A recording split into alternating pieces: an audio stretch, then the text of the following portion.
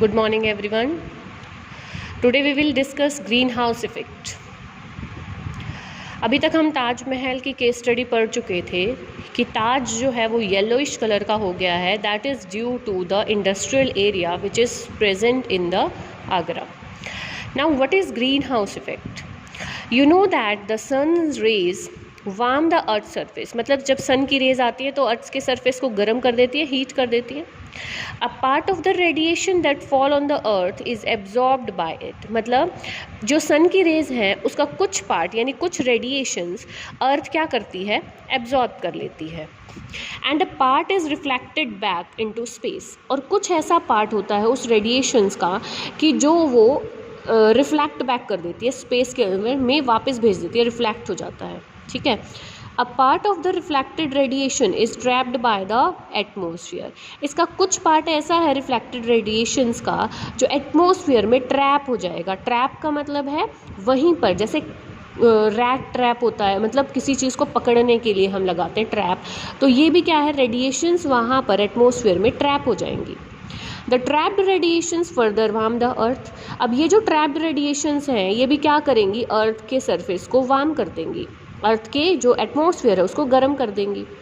If you have seen a greenhouse in a nursery or elsewhere, recall that the sun's heat is allowed to get in, but it is not allowed to go out. मतलब आपने देखा होगा nursery वगैरह में या आजकल लोग अपने घरों में भी ग्रीन हाउस बनाते हैं. वो एक ग्रीन कलर की लेयर लगा देते हैं, एक कपड़ा ढक देते हैं पौधों के ऊपर, जिससे क्या होगा, स्पेशली ऐसे टाइम पर कि जब बहुत ज़्यादा सर्दियाँ होती हैं तो क्या होगा कि सन रेज अंदर तो आ जाएंगी लेकिन वो बाहर नहीं जा पाएंगी. जैसे आपने देखा है अगर गाड़ी धूप में खड़ी हो तो वो अंदर से कितनी गर्म हो जाती है. क्यों? क्योंकि सनलाइट अंदर तो जा रही है, सन की रेडिएशंस, लेकिन वो बाहर नहीं आ पाती. इसी वजह से वो बहुत ज़्यादा हीट अप हो जाती है.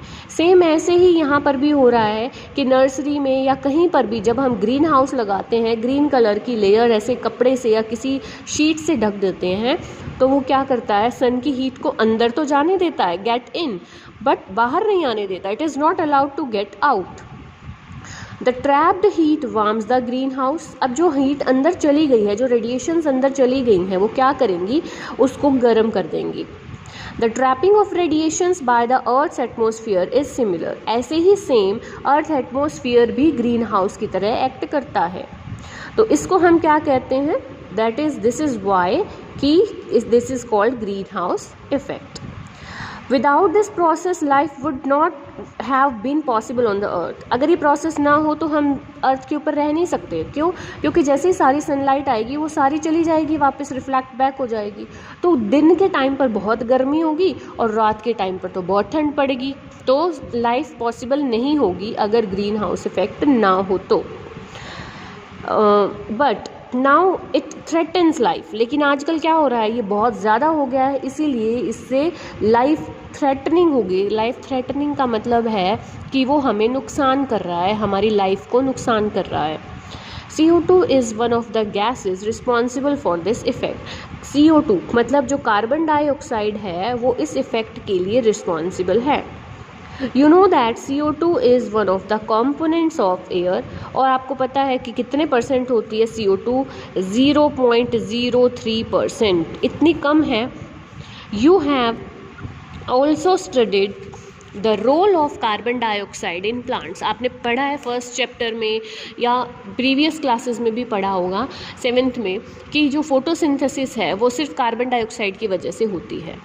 But if there is excess of CO2 in air it acts as a pollutant. अगर उसकी परसेंटेज इंक्रीज़ हो जाए एटमॉस्फेयर में तो वो एक पोल्यूटेंट की तरह एक्ट करती है. कैन यू हेल्प पहेली find out the answer of her question. कि पहेली क्या क्वेश्चन पूछ रही है. यहाँ पर देखो पहेली ने क्वेश्चन पूछा, but how does CO2 content rise in the atmosphere and become excessive. लेकिन कार्बन डाइऑक्साइड जो 0.03% होती है वो इंक्रीज़ कैसे हो जाती है. ठीक है, तो इसके बहुत सारे फैक्टर्स हैं. कार्बन डाइऑक्साइड इंक्रीज़ कैसे होती है, आपने पढ़ा था कि पॉल्यूशन जब होता है, बर्निंग होती है फॉसिल फ्यूल्स की, बर्निंग होती है किसी चीज़ की, कंबशन होती है तो कार्बन डाइऑक्साइड रिलीज़ होगी. तो उससे क्या होगा, कार्बन डाइऑक्साइड एटमॉस्फेयर में इंक्रीज़ हो जाएगी. On the other hand, CO2 is continuously being released because of human activities.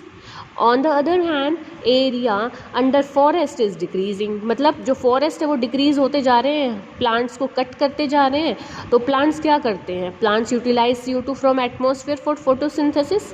और अगर plants ही कम हो गए तो CO2 का जो consumption है, जो CO2 utilize करते हैं, use करते हैं plants, वो भी decrease हो जाएगा, thereby decreasing the amount of CO2 in the air. मतलब फोटोसिंथेसिस में प्लांट्स ने क्या किया, CO2 को एब्जॉर्ब कर दिया और एटमॉस्फेयर से उसका अमाउंट डिक्रीज कर दिया. So deforestation leads to an increase in the amount of CO2 in the air because the number of trees which consume carbon dioxide is reduced. Deforestation का मतलब क्या होता है यहाँ पर? Deforestation means the cutting of trees on a large scale.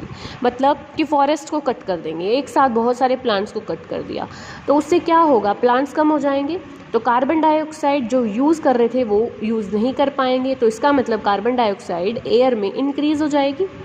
Air में increase हो गई तो उससे क्या होगा? कार्बन डाइऑक्साइड की कंजम्पशन डिक्रीज़ हो गई है तो एटमॉस्फेयर में वो बढ़ जाएगी.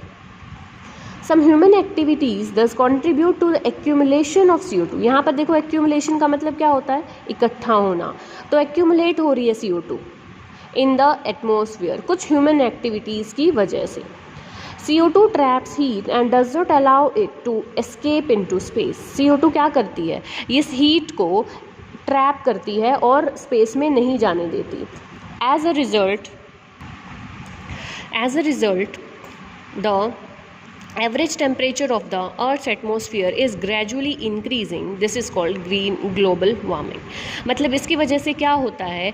जब कार्बन डाइऑक्साइड का कंटेंट इंक्रीज़ हो जाता है तो कार्बन डाइऑक्साइड ने क्या किया? उस हीट को ट्रैप कर लिया और उसको रिफ्लेक्ट बैक नहीं होने दिया, जिससे अर्थ का टेम्परेचर बहुत ज़्यादा बढ़ गया. उसको हम क्या कहते हैं? Global warming. Other gases like methane, nitrous oxide and water vapors also contribute towards this effect. मतलब कुछ और गैसेस भी हैं जैसे कि मीथेन है, नाइट्रस ऑक्साइड है और वाटर वेपर्स हैं, ये भी क्या करते हैं? इस ग्लोबल वार्मिंग को इंक्रीज करते हैं. So like CO2 they are also called greenhouse gases. Global warming has become a major concern for governments worldwide. Many countries have reached an agreement to reduce the emission of greenhouse gases. मतलब बहुत सारी countries क्या कर रही हैं कि उन्होंने emission को रिड्यूस करने के लिए कुछ एग्रीमेंट साइन किए हैं.